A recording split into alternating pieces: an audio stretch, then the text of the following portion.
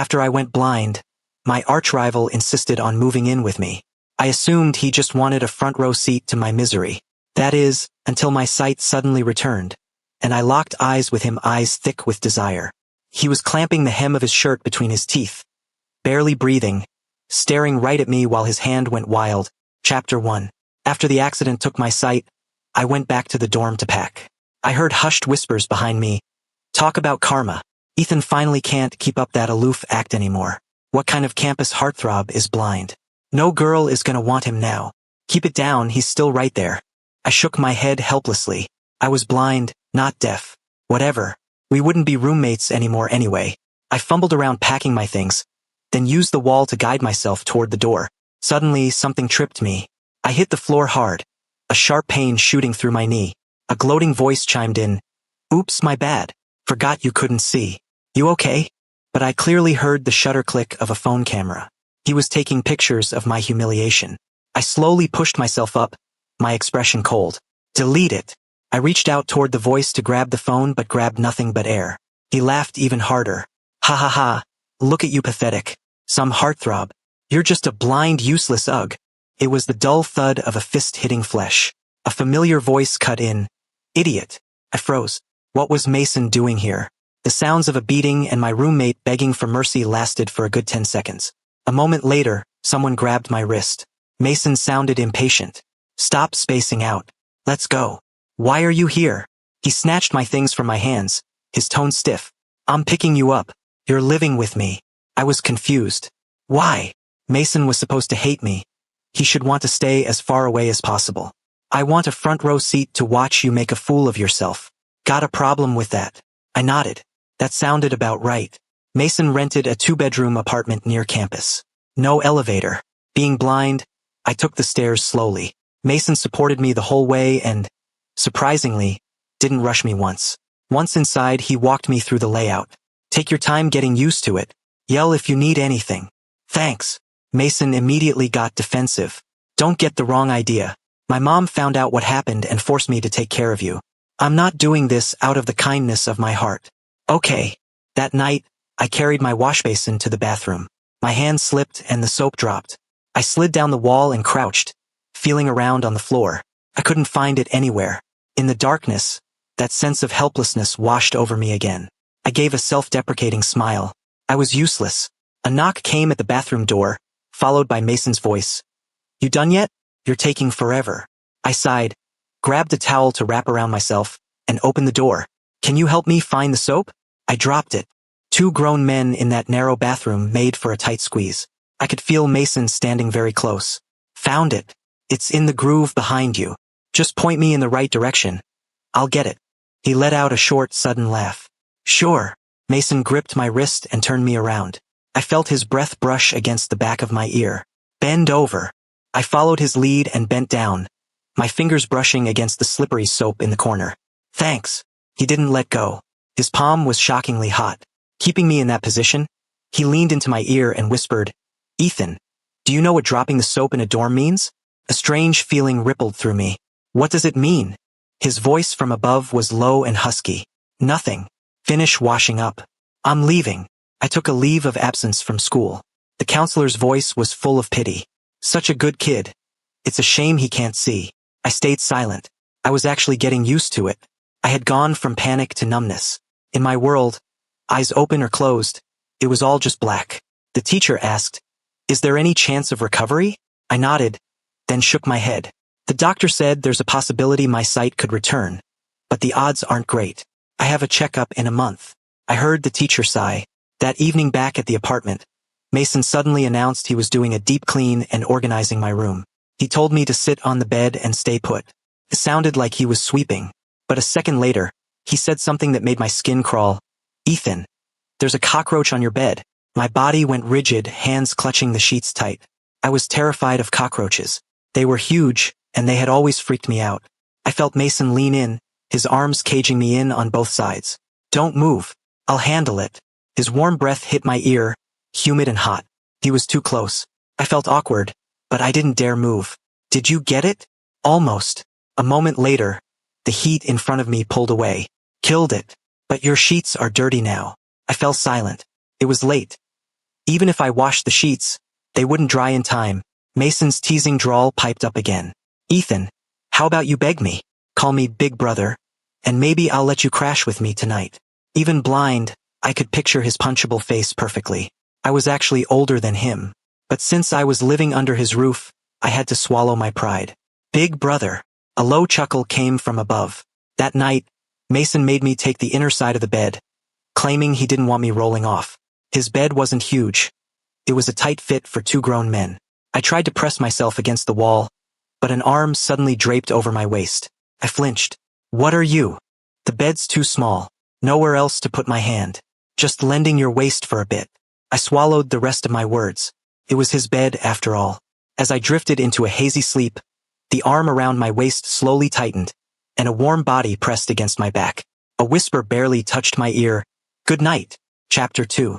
After sharing a bed for a night, the tension between Mason and me weirdly eased up a lot. It had been raining lately, so my sheets were taking forever to dry. I had no choice. I had to swallow my pride and keep calling Mason big brother for a few more days. Sometimes, when I woke up in the morning, I could hear Mason's suppressed breathing in the room. Concerned, I asked, Mason, are you okay? His voice was raspy. I'm fine, just working out. I secretly admired him. He was really disciplined. In my memory, Mason always had a great body. I even accidentally touched his abs once. A full 8-pack, the real deal. Last Christmas, Mason's mom felt bad that I was alone for the holidays and invited me over. I drank a bit too much and passed out cold. Mason carried me to his bed and started taking off his clothes in front of me to shower. Broad shoulders, narrow waist, exactly my type. Actually, I like guys. Even though Mason hated me, his looks were definitely my ideal. I was wasted at the time, so I just clung to him right there. I even felt him up, giggling dizzily. So solid. Mason had a huge reaction. His face turned bright red, and he snapped fiercely, Ethan, what are you doing? Let go. But I was out of it. Not only did I not let go, I buried my face right into him. I don't remember what happened after that. All I know is that Mason didn't talk to me for a whole week, and every time he saw me, his face turned red as a beet. I wanted to apologize later, but I never found the right moment. Mason was dragging me out to get some sun when my phone suddenly rang. Ethan, if you don't go out, you're gonna grow mold. I don't want to sleep hugging a moldy person tonight. His tone was firm, leaving no room for argument. Helpless, I followed him and picked up the phone. Ethan, why didn't you tell me you went blind? Do you even have any respect for your father? My father's scolding voice came from the other end. Sorry, I forgot, I answered calmly. There was a long silence on the other end. Just when I thought he was still angry, a childish voice piped up, Daddy, the weather is so nice today. Let's go camping. Then came the whining voice of a young woman. Hubby, hurry up. Stop dragging your feet. My father's voice instantly turned gentle. I'll be right there. The picture of happiness coming through the phone was crystal clear, making me feel like a total outsider. I'll transfer you some more money. Hire a caretaker yourself. Don't come looking for me. Your stepmother and sister wouldn't like it. His voice turned cold again. No need. Before I could finish, the line went dead. Soon, my phone pinged with a notification. Your account ending in XXXX has received $10,000. I gripped the phone, staring into nothing. The sun felt warm on my skin, but it just reminded me of the hospital right after the car accident. Back then, the doctor asked, You need a family member to take care of you. Where is your family? I shook my head at the darkness. After Mom died, Dad remarried quickly. My new stepmom didn't like me. She always looked at me with disgust. To make her happy, Dad left me in the old house and moved out with her. He gave me a large sum of money and told me not to disturb their lives. My eyes started to sting. Suddenly, a hand gripped my wrist. We're here. The grass here is perfect for sunbathing. Mason's voice pulled me back to reality. Okay. My voice sounded a bit dry. He helped me lie down slowly, not saying a word about the phone call. His hand never left my wrist. Warmth spread from his touch through my whole body. I closed my eyes, soft grass beneath me, warm sunlight above. Since I went blind, everyone treated me like a burden and stayed far away. Only Mason was willing to get close.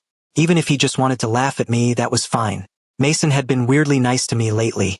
He dragged me along to eat and take walks, voluntarily acting as my guide. When I asked why, he'd just say, I don't have any friends. I'm letting you live here, so can't you keep me company for a bit? He sounded almost aggrieved when he said it. I didn't get what a blind guy who could barely walk could do to keep him company. But Mason never seemed to get tired of it. My sheets had dried ages ago, but Mason wouldn't let me leave. He hugged me shamelessly, claiming, "I got used to holding something. I can't sleep without a body pillow now." I thought about it for a long time before finally speaking up. "Mason, I know you've always hated me. You don't have to force yourself just because you pity me. I might be blind, but I can take care of myself." In my memories, Mason always looked at me with hostility. That proud boy would always say indignantly after every exam, "Ethan, I'll definitely beat you next time." Being this nice to me now, it probably really was just pity. Mason didn't answer for a long time. "Mason?" I couldn't see his expression, so I reached out to slowly trace his face, his eyebrows, the high bridge of his nose, and his tightly pursed lips. He seemed angry. I dropped my hand, my tone softening. "I didn't mean anything by that. I don't pity you," he said, his voice muffled. "Then why are you being so good to me?" He went silent again. I tried my old trick, but the moment I touched his lips, he sucked my finger into his mouth. A tingling sensation shot from my fingertips through my entire body. "Ask again and I'll bite you. Go to sleep," Mason mumbled indistinctly. My heart skipped a beat, and I yanked my hand back. Chapter 3. Since we started sharing a bed, Mason had been incredibly diligent about his morning workouts. More than once, I'd heard his suppressed heavy breathing. I asked out of curiosity, "How much weight are you lifting? Can I give it a try?" For Mason to make sounds like that, it had to be heavy. Too bad he was so possessive over it. He never let me touch it. One day, he took me for a walk around campus. We passed the auditorium where the Challenge Cup finals were taking place. Hearing the noise inside, I slowed my pace. "Want to go in and take a look?" Mason asked. I nodded. "Sure." We sat in the back row, but we still caused a bit of a stir. The whispers were quiet, yet they drifted into my ears with abnormal clarity. "Look, it's Ethan and Mason. They're so hot." If Ethan hadn't gone blind, he'd definitely be in the finals right now. I heard he prepped with the team for 6 months. But when his eyes went bad right before the finals, the captain kicked him out. Said they didn't need dead weight. Then immediately pulled his own girlfriend onto the project to steal the credit. That's so messed up. Mason's grip on my wrist tightened, his palm scorching hot. I could feel the veins bulging on his arm, so I patted him gently. It's in the past. Originally, the captain had scouted me. "Ethan, you're a wizard with data processing. Want to join us?" For this competition, I turned down a great internship and pulled several all-nighters. I did most of the data work myself. In the end, he was the one who kicked me out. "Ethan, you're blind anyway. Winning won't do you any good. My girlfriend needs this for her grad school application." No matter how unwilling or angry I felt, it was all over now. The next day, Mason left early and didn't come back all day. In the middle of the night, I felt a heat source approach me from behind. "Mason?" I asked groggily. "Yeah." He slipped a bracelet onto my wrist. "I went to the temple to pray for this for you." I fingered the beads carefully, finding it a little funny. The guy who never believed in religion actually went to a temple to pray for something for me. It must have been for my eyes. Mason hugged my waist again, gritting his teeth as he spoke. "About the Challenge Cup, I went to the organizers today. I'm gonna get you justice. They bullied you. You might be able to tolerate it, but I can't." I had actually let it go a long time ago, but a warm feeling still surged in my chest. After a long while, I finally said, "Thank you." Mason buried his face in my back without a word, holding me even tighter. About a month later, the doctor asked me to come in for a checkup. Mason had class that day, so I didn't ask him to come. I went to the hospital alone. I walked slowly along the tactile paving with my cane. I stumbled over things occasionally, bumping my way along, but luckily I didn't fall. After the exam, the doctor told me happily, "Your eyes are slowly improving. Once the blood clot disperses a bit more, you'll be able to see." My eyes went wide, and I subconsciously touched the bracelet on my wrist. It was still dark in front of me, but there seemed to be a glimmer of light. When I got back to the apartment, I didn't tell Mason the news. I wanted to surprise him. One morning I opened my eyes. Faint light slowly filtered in, and the world gradually sharpened into focus. I could actually see. Excited, I turned my head to tell Mason the good news, only to meet his gaze filled with raw desire. I had never seen Mason like this. He was biting down hard on the corner of his shirt. The rims of his beautiful eyes were red. His moist gaze locked straight onto me. and the hand that usually held my wrist was currently. I jerked my gaze away, my face instantly burning hot. Remembering something, I spoke up, my voice raspy. Are you pumping iron again? Yeah. His voice was low, hoarse, and strained. My Adam's apple bobbed. Listening to the movement next to me, my ears turned bright red. That wasn't pumping iron. That was clearly, I couldn't take it anymore. I prepared to confess. Mason, actually, I can. In my peripheral vision, I saw Mason react to his name. His body jerked violently. A satisfied sigh escaped his throat, and he stared at me with intense, deep eyes. I buried my face in my hands, forcing the words, "See you," back down my throat. Damn it. I couldn't say it. There was no way I could say it now. Mason pulled out a few tissues and methodically wiped his fingers. That burning gaze still lingered on me. I gripped the sheets tight, trying my hardest to control my expression and my body's reaction. When did Mason start thinking about me like that? Chapter 4. I had no idea how to handle the situation. Out of options, I decided to keep up the act and wait for the right moment to come clean. But that moment just never seemed to arrive. Mason, relying on the fact that I couldn't see, was practically doing whatever he wanted. No matter what I did, he stuck to me like glue. If I was brushing my teeth, he'd stand right next to me, staring at my reflection in the mirror. The emotion in his eyes was so thick it wouldn't dissolve.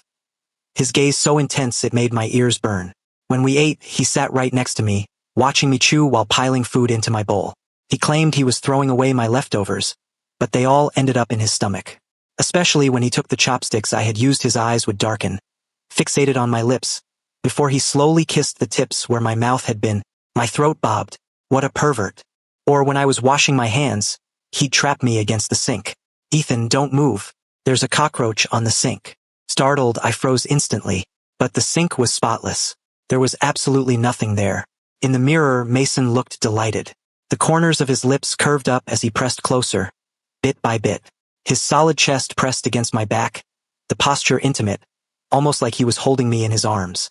He rested his chin on my shoulder. My heart raced. After a long pause, he finally said, "Took care of it." But the person in the mirror was still mouthing something silently. His lips formed the words, "So good." His hot, humid breath sprayed against my ear. It burned so much I wanted to run. Mason realized he'd gone too far and stopped immediately, asking with fake concern, "You okay?" Face flushed, I muttered something about the food, but my mind snapped back to the day I arrived. Mason had said there was a cockroach then, too. Was there really one? Mason led me to the bed, saying he was going to do laundry. I was just about to confess that my eyesight was back and I could wash my own clothes, when I saw him pick up the pajamas I had just taken off. He buried his face in them and inhaled deeply. All this time, whenever he took my dirty clothes to wash, I thought he was just being considerate because I couldn't see to use the washing machine.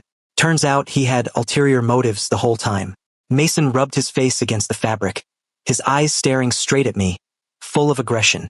He slid the pajamas from his face down to his neck, then to his lower abdomen. My face exploded with heat. "Pervert. Why is your face so red?" he asked, his voice low and raspy. I looked away, swallowing nervously. "Nothing." His voice came again. "Why do I feel like your eyes look brighter than before?" I stiffened, burying my face in my arms like a turtle retreating into its shell. "You're imagining things. Mason used to hate me. Why was he acting like this now? We were neighbors, compared by our parents since we were kids. My grades were always better and he hated it. Ethan, just you wait. I'll beat you on the next exam for sure," he'd always say. What really seemed to set him off was our senior year of high school. A girl rumored to be involved with him confessed to me. His expression back then was terrifyingly cold. After the college entrance exams, I specifically chose a university in the South to get away from him. I didn't expect him to get into the same school by coincidence. Now, my feelings were complicated. The person I thought hated me seemed to like me, and it was a slightly perverted kind of like. Once Mason calmed down a bit, I tested the waters. "Mason, didn't you used to really hate me?" He answered without looking up, which made me relax a little. "Yeah, I hated you. My mom always compared my grades to yours. You were too good, and I couldn't beat you, so I hated you. Now that we're at the same university, I hate you even more." But a second later, he held his phone up to my face. The text he had just typed read, "Actually, hate is just another form of love. Ethan, I will hate you forever." My heart skipped a beat, that indescribable feeling again. I pretended not to see it and continued, Do you remember senior year? There was a girl rumored to be with you. Later, she confessed to me, and you seemed really angry. I remembered that after that incident, Mason stopped talking to me completely, and his glares got even colder. Mason replied casually, "Yeah, because I liked that girl." But immediately, the phone was back in my face. Because I was jealous. I hadn't even had the chance to confess to you yet. Why did she get to beat me to it? And everyone in class said you said yes. Why did you say yes? Why couldn't you just look at me? My eyes flickered. The classmates were talking nonsense. I never said yes. After that, no matter what I asked, Mason would give one answer out loud while typing a completely different one on his phone for me to read. Assuming I couldn't see, he deliberately waved the screen right in front of my eyes. Like Ethan. Want to hold you in my arms. Want to kiss your mouth. Want to touch, want to lick, want to... The words got more and more explicit. I practically fled into the bathroom, my heart pounding out of control. He was insane. Chapter 5. Night finally came and we were lying in the same bed. I was debating whether to come clean when he started pranking me again. Ethan, there's a cockroach behind you. I didn't buy it this time. I didn't even flinch, just turned my head to look. To my surprise, I actually saw a blurry shadow moving. Freaked out, I immediately burrowed into Mason's arms. He held me tight, our bodies pressed flush against each other. Mason's lips brushed the shell of my ear, almost like a kiss, his warm breath tickling my skin. Ethan, you can see now, can't you? It wasn't a question. It was a statement. In the dark, my body went rigid. I didn't deny it. How much did you see? There was no awkwardness in his voice about being caught, only a hint of anticipation. I stammered. Not much. He nuzzled the crook of my neck, his voice low and thick as he shamelessly asked, Ethan, do I look good when I work out? I couldn't help myself. I tried to push him away. Pervert. But he caught my wrist in a grip that burned.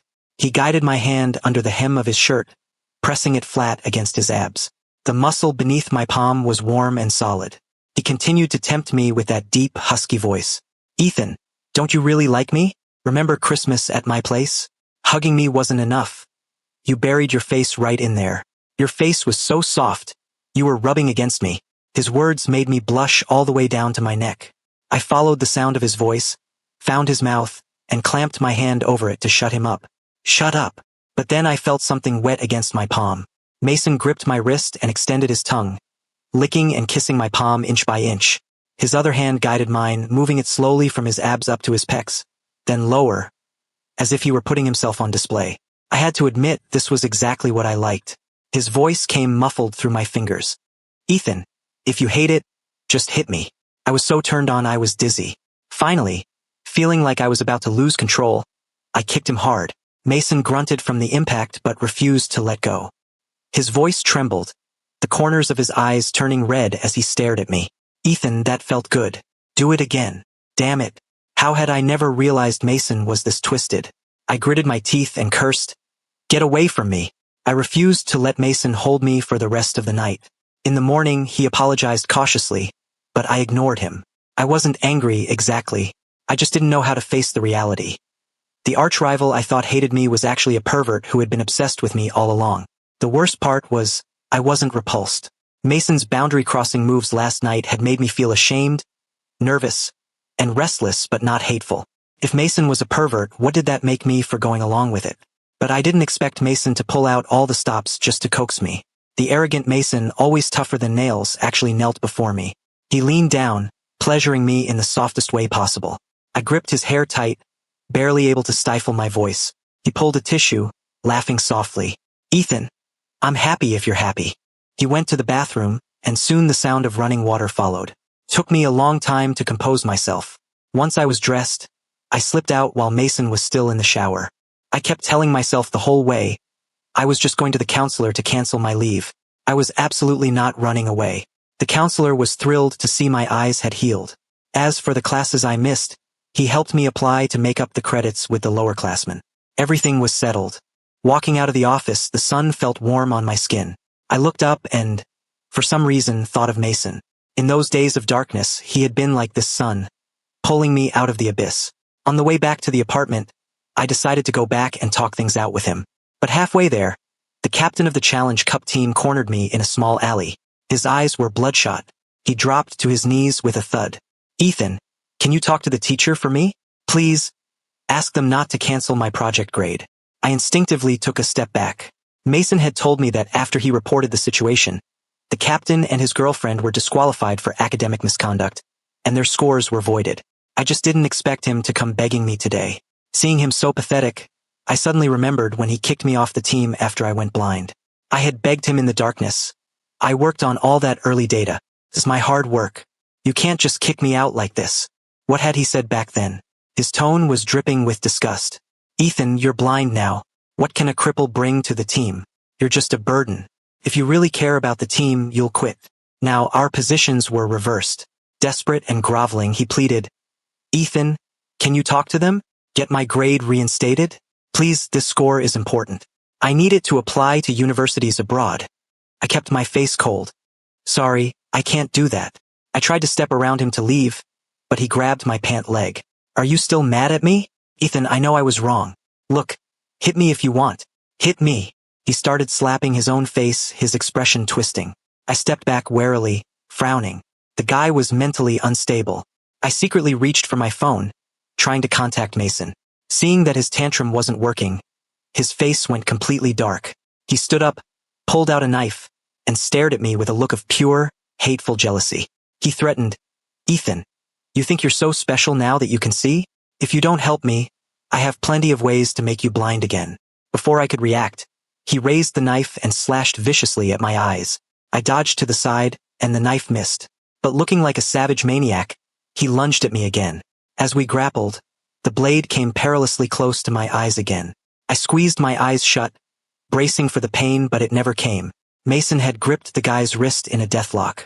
His eyes were scarlet, his voice trembling with rage. What the fuck are you doing? Mason pinned him to the ground, twisting his wrist back violently.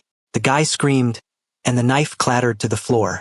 My face was pale, my fists clenched tight. Mason raised his fist and rained punches down on him. How dare you? He just got his sight back. How dare you? Pinned underneath, the guy glared up at Mason viciously. Why should my score be cancelled while Ethan gets his sight back? He should be blind forever. That sentence snapped Mason's last thread of control. Shut up. Mason's eyes were red, his fists falling like rain. Soon, the guy stopped shouting and was reduced to crying and begging for mercy. If he kept going, he was going to kill him. I stepped forward and pulled Mason back. Mason, calm down. He was gasping for air. He let go of the bruised and bloody mess on the ground and delivered a few more vicious kicks. Then he wrapped me in a hug, his voice trembling. It was so close. You almost couldn't see again. I felt something wet trickle onto my neck. I rubbed the back of his head soothingly. Mason, don't cry. I'm right here. I'm okay. Chapter 6. We ended up calling the cops.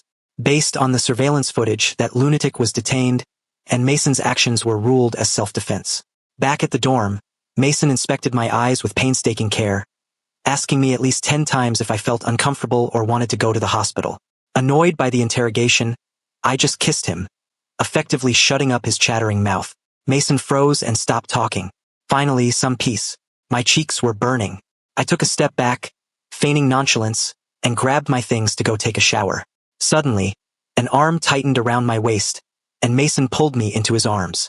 His handsome face pressed down directly onto mine. He kissed me deeply, his large hand caressing the hem of my shirt before slipping underneath. Before I knew it, Mason had guided me to the bed, his voice husky. Ethan, weren't you curious about what barbell I was using for my morning workouts? Let me show you now. As he spoke, he stripped off his clothes right in front of me. Realizing what he meant, I blushed and cursed. You pervert. He just licked my earlobe. I can be even more of a pervert. Want to try? Ethan, do you like this barbell of mine? Ethan, can I call you baby? Your voice sounds so good. Baby, your eyes are too beautiful. Every time you just look at me, I couldn't take it anymore and backhanded him with a slap. Can you just shut up? He kissed my hand, his voice sounding even more excited than before. His tone was actually trembling. Baby, hit me again. Fuck. Eventually, he carried me into the bathroom. It was a narrow space for 2 grown men, cramped and filled with steamy, hot air.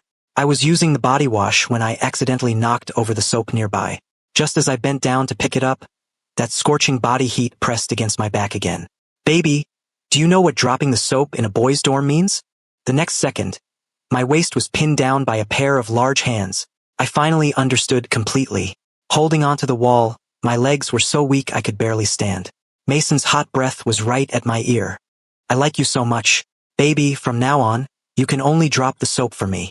In the blink of an eye, it was the Lunar New Year again. This time, Mason took me straight to his house. I was a little nervous, afraid his parents might figure us out. Maybe we shouldn't? He kissed me. Don't be scared. My parents are our #1 fans. You'll see when we get there. Before heading to Mason's, I bought 2 huge bags of gifts. They were all for his parents, but I kept feeling like it wasn't enough and wanted to buy more. Mason stopped me several times. That's enough, seriously. If you buy any more, they won't fit in the house.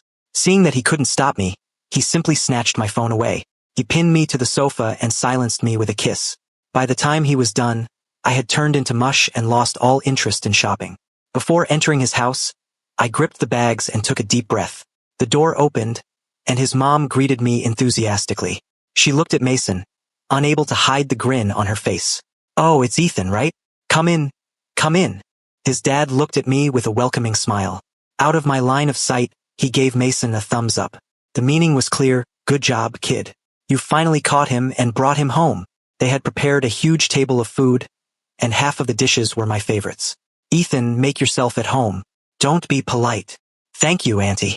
Red lanterns hung on the walls, and the dinner table was full of laughter and chatter. On the TV, bullet comments for the countdown kept scrolling as we clinked glasses. I got drunk again. After dinner, his parents insisted on stuffing red envelopes into my hands. Just as I was trying to decline, Mason dragged me and the envelopes back to his room.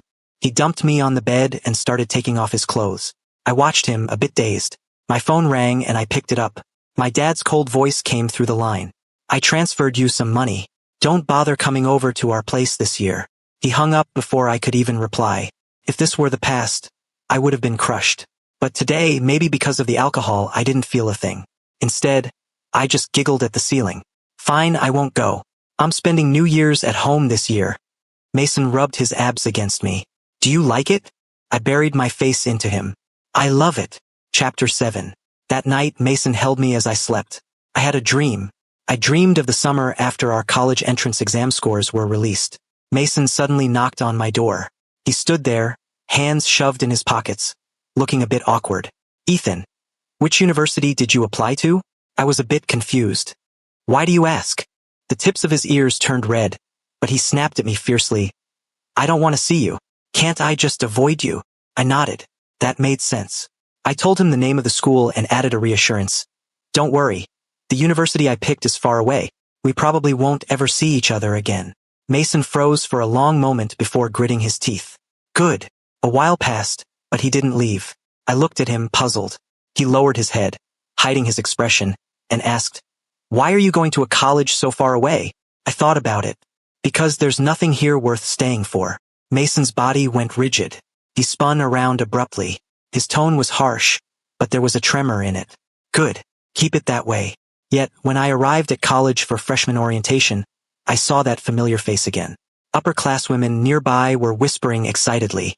There are so many hot guys in this freshman class. Volunteering for orientation was totally worth it. Look, that fierce-looking hot guy keeps staring at this hot guy. Do they know each other? Ooh. My intuition tells me there's something going on there. After registering, I tried to leave, but Mason blocked my path. He spoke first, acting like the victim to cover his tracks. Stuck at the same university as you again? Just my luck. I was stunned. How are you here? He stared at my face, his expression odd, as if he were suppressing something. Don't get the wrong idea. I just liked the major here. Otherwise, I wouldn't have come. I thought for a moment and offered some comfort. It's a good place. He looked at me and let out a humph, as if tacitly agreeing with me. Then he turned and walked away, hands in his pockets, swaggering off. I stared at his retreating back. After a while, I turned and walked toward my dorm, in the complete opposite direction of his. Our figures drifted further and further apart. But out of my sight, the corners of Mason's lips tilted up slightly as he whispered my name. Ethan, Ethan. If you enjoyed this story, remember to subscribe to my channel. Thank you so much.